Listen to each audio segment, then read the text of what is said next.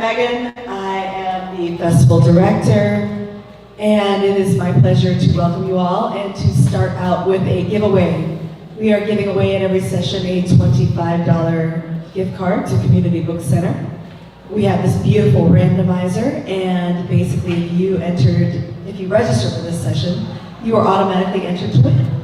So, the winner of this session's $25 gift card is Susie Trinka. Susie? Who wants to go twice? Okay. We will re-randomize. And our alternate is Condoleezza Signia. One more time, y'all, for the cheap seats in the back. Angela Riley? Angela? No? All right, maybe I'll come out at the end and do a gift card draw. But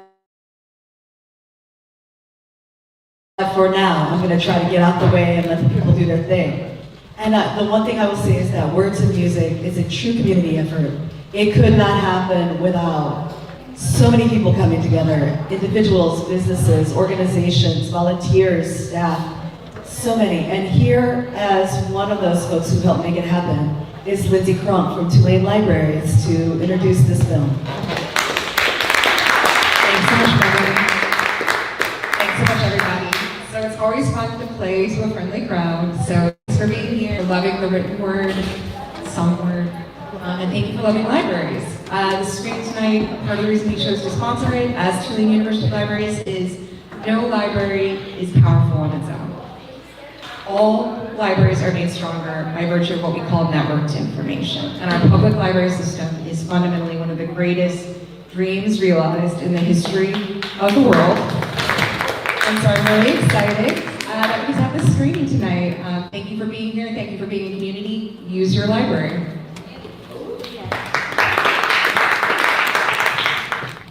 Hello, hello. This is going to be the most collegial panel you've ever seen.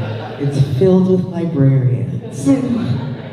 So, before we talk to these lovely people about the lovely film that we just watched, I just want to check in. How many people in the crowd, currently, or in the past, or in any capacity, have volunteered or worked for a library?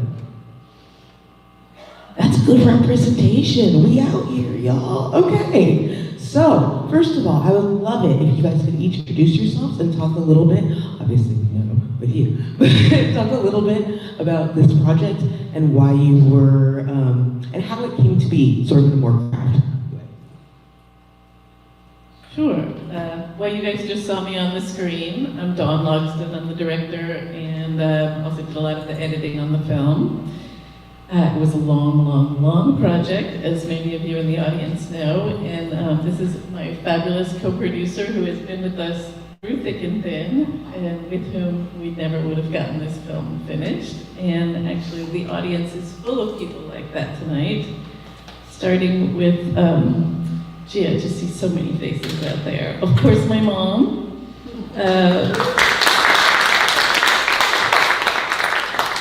One of our earliest funders, Randy Pertell, who has supported both of my films, and I'm really grateful for him. But this is the first time I've screened this film since the 20th anniversary of Katrina here in New Orleans. We did some screenings back in the fall, and I'm really happy to see a few young people here, including my niece and my nephew, who are Katrina babies, who spent the first 10 years of their lives moving around, being evacuated and going from one place to another till they were finally back in their own home, only in time to, when they were graduating and off in college, go through the pandemic shutdown. So they've been through a lot, and I'm super proud of them, and I'm really glad they're here. And I'm especially proud to say that they're carrying on the tradition of public service by working with keeping the arts alive. My niece as a dance teacher here in the city, and my nephew as a therapist working with disabled kids. So y'all give me a lot of hope. I know we're going through those things right now, but the youth of New Orleans is going to bring us through. I'm Tim Watson, I'm one of the co-producers. And Dawn and I met more than 30 years ago, I think, at another wonderful public facility, New Orleans Video Access Center. And we've been colleagues since then, and I helped very small ways on this film, sort of support here and there. And the independent film community, just pragmatically, is a really tight community. We all rely on each other quite a bit, and so we've all been rooting for this film for a long time, and I just am so happy to have worked on it. So yeah. That's lovely. So one of the things, I'm sure people have a lot of questions, so I want to make sure that we leave time for that. But there are a lot of really interesting things to sort of cover in the documentary. But one of the things I wanted to think about a little bit was, one of the things you talked about was literary organizations and the support that public libraries are. And one of the things that this talk was opened with was a statement that public libraries are not as strong individually and libraries are not as strong individually. So I wanted to know if you could explore that a little bit more when it comes to the organizations and the support in the libraries that not only informed your project, but that you discovered. The big surprise for me was what a pivotal role women played and their organizations. I'm in my 60s, and women's organizations were not really a strong thing when I was growing up because women were starting to enter the workforce in big numbers. But prior to that period, I think in like the 20s and the 30s, almost every woman was in a women's organizations.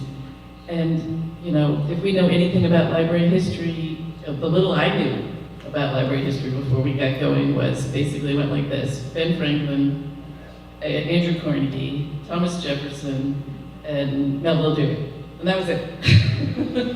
And those four people were incredibly instrumental in our history, but the real truth is that it was a grassroots movement in every single little town, and at the heart of that movement in most towns, the people who got the ball rolling in the beginning were women. And like they said, often middle-class women who were educated and wanting outlets in their own towns and wanting to bring those opportunities that they had had when they went off to college to the rest of the town.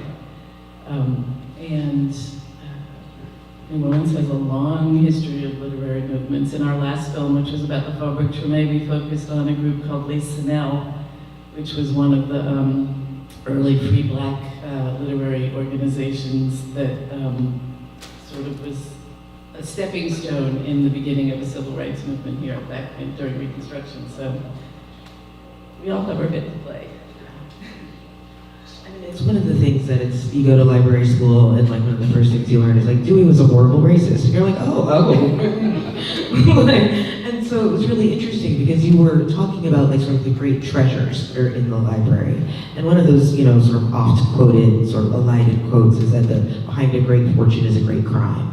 And so one of the things that I think that came up a lot in the documentary, you were talking about nostalgia and whatnot, was that sort of sense of paternalism of people telling you what you should read or what you can read, and how there is like a through line from the past to the present. So I thought that'd be something that people definitely want to hear more about.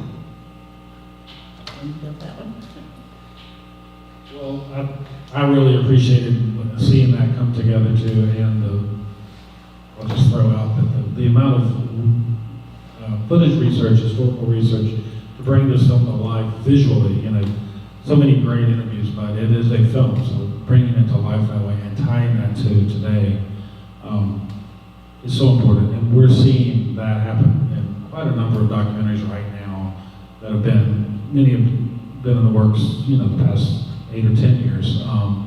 And that's critical to bring what's happening, to bring it forward to today. So, yeah. What I think is fascinating is how complex all of those paternalistic tendencies are. It's like, yes, Melville Dewey did this incredible thing. He was really a pioneer for women's rights in a lot of ways, and horrible racist, and a virulent anti-Semite. And an abuser of sexual Exactly. So, and Andrew Carnegie, same thing, that everybody's complicated. A lot of the women, we didn't get into all the complexities of their lives, in part because there were only little fractions of their histories remaining because these weren't famous people. whose lives were well documented. So we had just little snippets to go by. So, given recent election results, are you at all heartened by the extent to which certain organizations that would like to ban books in libraries took a political drubbing? Yes? That was easy. Yes. But the fight is not over by a long shot, and actually there's been some false information put out by some library organizations that we won all of those fights. And it's actually not true. We won most of the ones that were not contested, or that were contested, but there were lots that weren't contested, which means to say that the only candidate was somebody from this organization called Moms for Liberties, who have taken those seats. And again, I think that there's a difference to be made between book banning and book challenging and the conversations that are had within each community about what books they do want in their libraries. And I don't want to oversimplify the subject, which is why I included that mom who was homeschooling, who really did get me thinking, like, I would want my kids coming across that book when they were like 10 years old. But the point is for us to use these public spaces to have these conversations and not have things railroaded on us. And that's what's happening today, is people are just going in, they haven't even read the books, they have no idea what's in the books, they've just been given this little mandate of like, get them all out. One of the last edits I made out of the film, which I regret every time I watch it, is that Frederick Douglass's books are being challenged again in public libraries. Which, we start with Frederick Douglass, and there's a friend of mine, my friend Lolis, that we made our last film with, who's reading Frederick Douglass, and it's like, really? Is that where we're at right now? But the good news is that challenge did not succeed. So. Speaking of complicated men, didn't teach his wife to read, so, So, okay, so one of the things I noticed in particular is that I come to this from a librarianship and law background, but I also studied sex. So all those Nazi book burnings, we know which books those were. And we know who they probably belong to, right, Magnus Hirschfeld. But when you were getting that sort of like modern book burning kind of footage, how frequently do you feel like you felt like you ran into communities or areas where they were to the point of like, well, let's go out back and torch some stuff? We talked to a lot of very, very angry people on both sides, but a lot of people who really feel like the libraries have been taken over and don't represent them anymore. That's fortunately a pretty small group of people, and the majority of what we came to realize was that often when these librarians, because it's not just the books, it's the librarians who are under attack. I mean, they are, there's a librarian in, not Terrebonne, Livingston. Thank you, Livingston, who has a great book out, if anyone hasn't read it, who, is born and raised in that community and has been, literally under death attacks, accused of being a pedophile, and this is happening all over in a profession where, people are used to being respected and appreciated. So it's really taken a toll on librarianship, I think, a lot. I think Dawn was just about finished with this film in 2020, and COVID happened, and this happened once before in your career. The film cover Treme was just about finished when Katrina hit, and some rethinking, restructuring, more filming, more editing had to happen, and that happened here because of COVID. But that brought up this whole new chapter. People felt a lot of license to suddenly go out and be a lot more vocal against libraries. And in the end, the film's better for it. But that, just on the producing side, these things happen sometimes with documentaries where you might get something at the very end that really changes the whole, really widens the scope of the film. So. There's so much that's happened since we finished editing the film that every time I look at it, the Librarian of Congress was dismissed with a very curt rude letter. So much has changed since we finished. Our major funders were the NEH, the NEA, PBS, all these public organizations, IMLS, we got support from for getting it out, and they're all in crisis right now. But on that note. Okay, good. So one of the things is I'm a millennial. I know I look good. But as a millennial, one of my favorite things was the whole conversation of the libraries can go, everything's digital, the libraries can go. And then they were doing surveys about, which generations actually use libraries the most. And the answer was mine, millennials. And it's probably in part because we're broke. The free part does help, let's be real. But also I think because, we're the reading rainbow generation, right? If you care to look, it's in a book. Okay, I believed him. LeVar was my guy. But I think another thing that we sort of examine when it comes to that, and it's going to something else you guys were talking about, with how hard it is for librarians. They say in the documentary, one person does mention the notion of librarianship as a calling. And there are a lot of articles for librarians about we need to stop thinking of ourselves as having a calling. Because librarians don't get paid well, because they're often not treated as well as they could be in the community. And I wonder if you could speak on, especially since you did so much historical research, when do you think the shift between sort of the treasured librarian to the put upon, can be kicked sort of librarian, when do we think that is? Do we think that comes with the tax cuts too, or? I actually think that that's happening with all of our public servants. And I think it started happening a very long time ago, around the time that the profession started diversifying. I don't think it's by accident that we now think that people who work in our post offices, in our public libraries, in our public schools, and in our government are worthless, or ripping us all off. And that they are no longer primarily, white middle-class people. So I think it's been going on for a long time. I think it's hit an extreme in the last few months, particularly during the shutdown, when people were just being fired left and right, national public servants, and I think it's time for us to really start a movement of appreciating all of the people who serve our public. Can't add to that, I think. But I would say when we were seeing a lot of cuts a few months ago, and then some of the people who were doing those cuts saying, hey, actually, these public servants are doing a great job.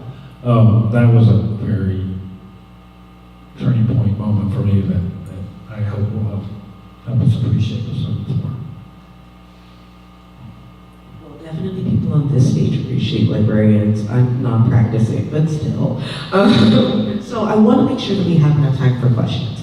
I have more questions, so I'm not worried about the time, but I want to make sure y'all have time for all of your questions. So do folks have questions? If you do, could you please stand up for me so I can see you and hear you a little better? And I will repeat your question into the microphone. Go for it. Start. Or you could just be loud too, if you Yes, have it, you go for it. Retired teacher, I still have my teacher voice. I'll start with a really hard question. So one of the lines always hits, I've seen this now twice. I can't remember who it is that says it, but that Americans forget what they had. Yes. And we're seeing that in all aspects of civic life.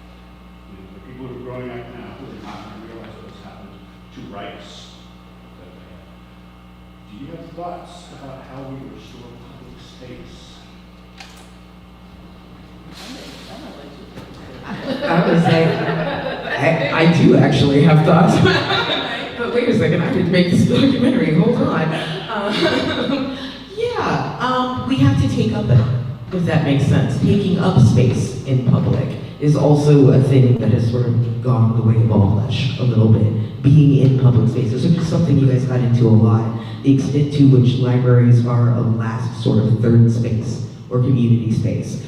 for people. And I think that libraries' ability to ground themselves in that is part of what's helping them hold on against the onslaught, because they are so needed and so useful. And so I think that it becomes one of those situations where there are many ideas that might be classified politically one way or the other, but if you remove the political classification, people are in favor of them because they make their lives easier.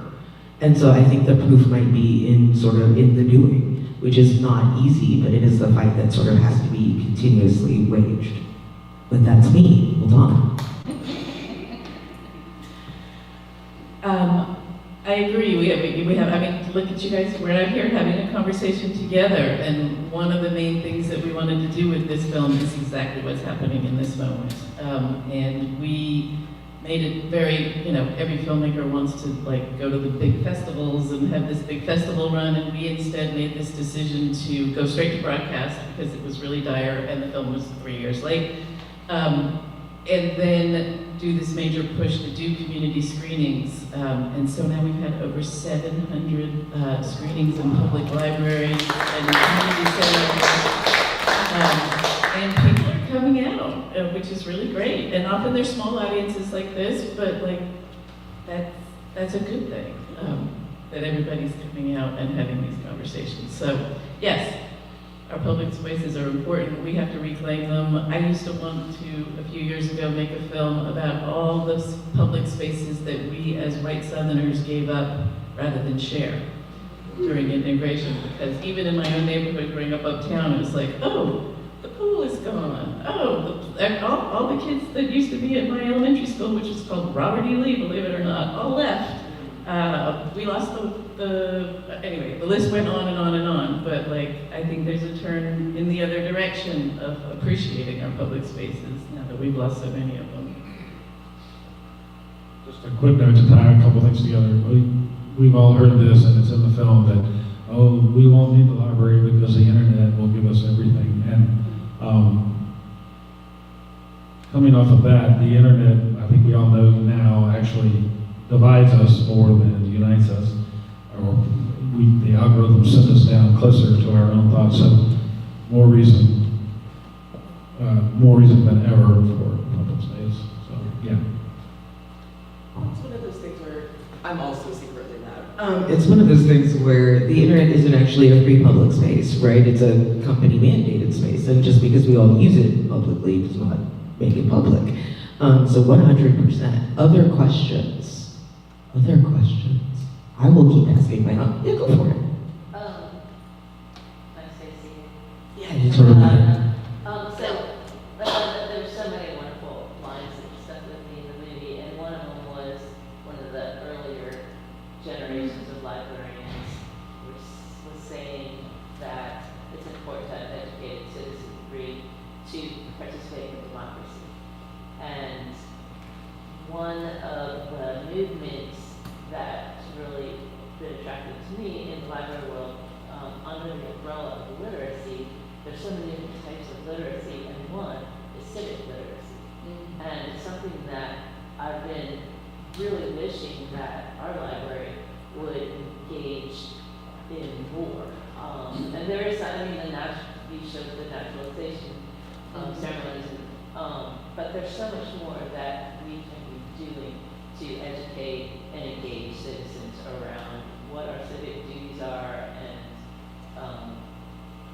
so that's one thing. But I'm curious, as you did this film, are there things that either you're seeing other libraries doing that you would be excited to see here, or are there things from the past that have gotten lost? Like when you say we don't even know what we've lost, and as you look back through time and the history of this great institution, that maybe has fallen away, that would be beautiful to bring back.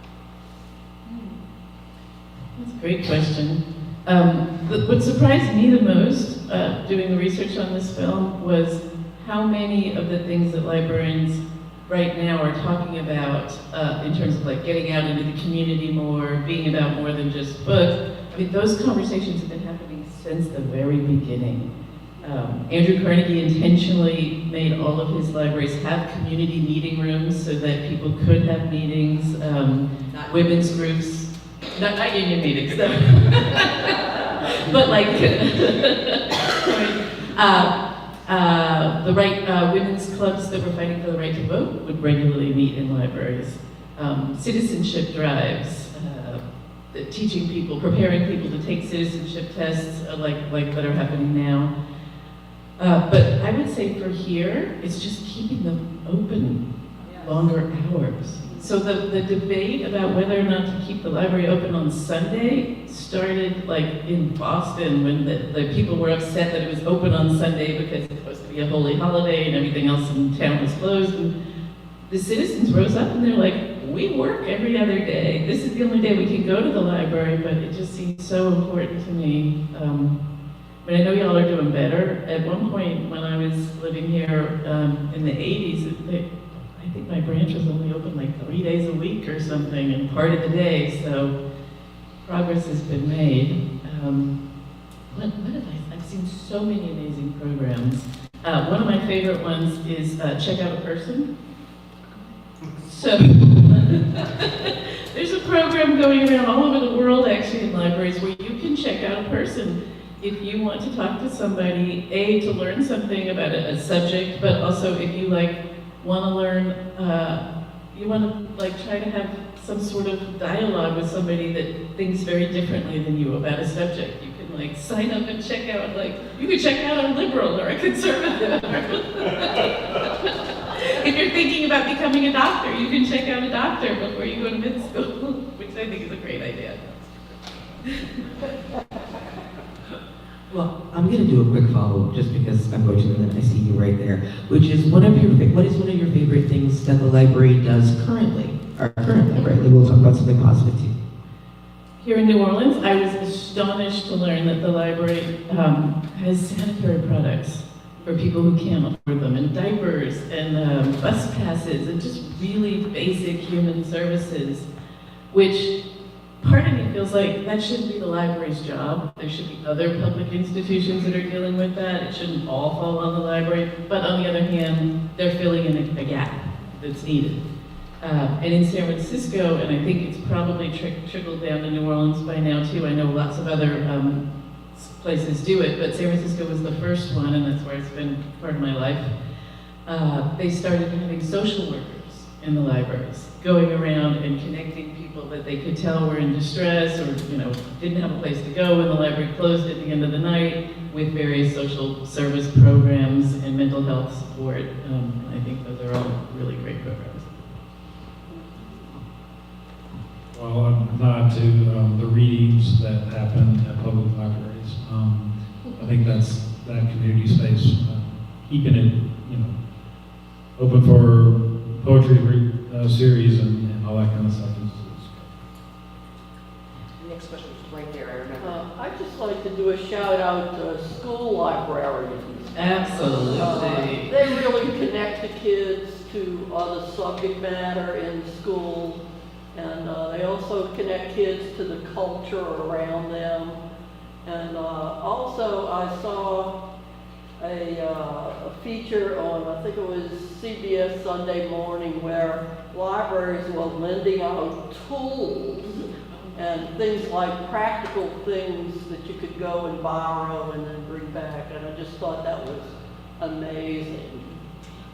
Library I used to work with, when I was in library school, actually used to lend out clothes. So you could go to court and actually wear a suit if you had to go to court or something like that.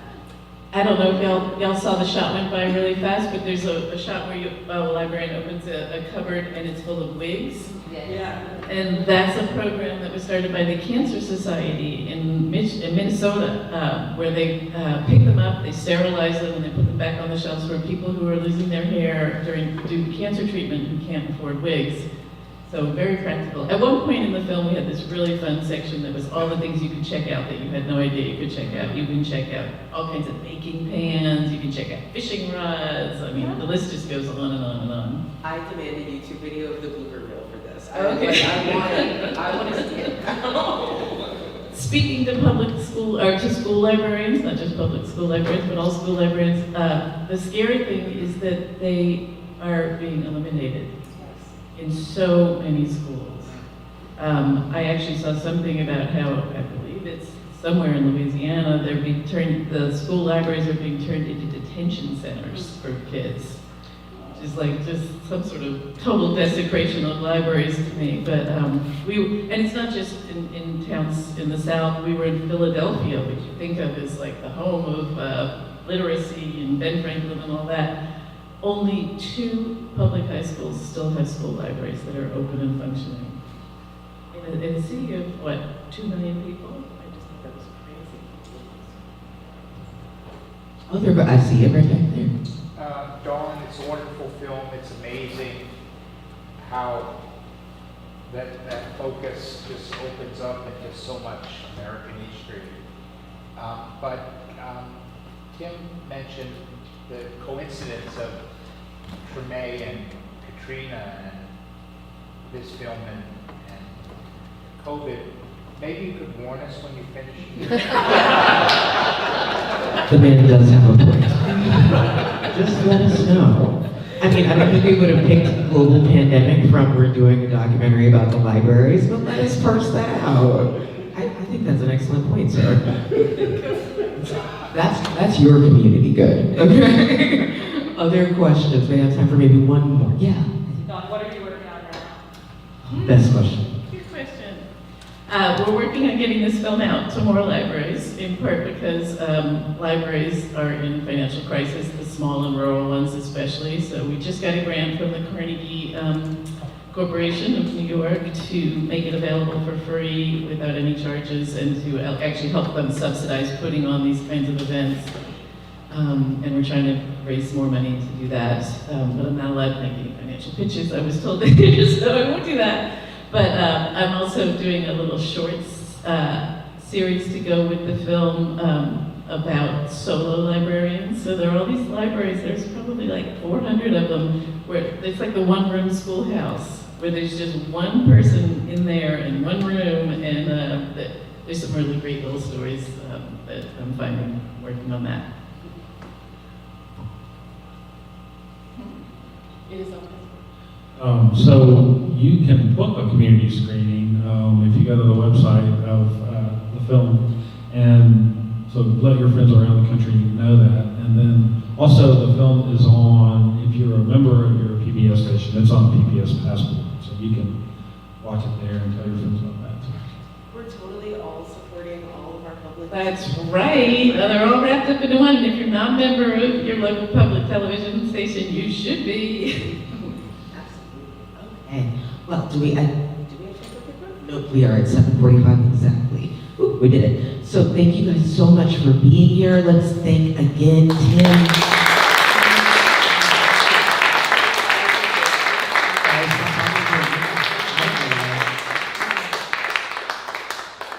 Thank you guys so much for everything you did for this film, for everything, all of the work that went into this film, because it is very, very clear how much you care and the extent to which you try to give voice to a lot of people who don't have voices right now. And it's really deeply appreciated.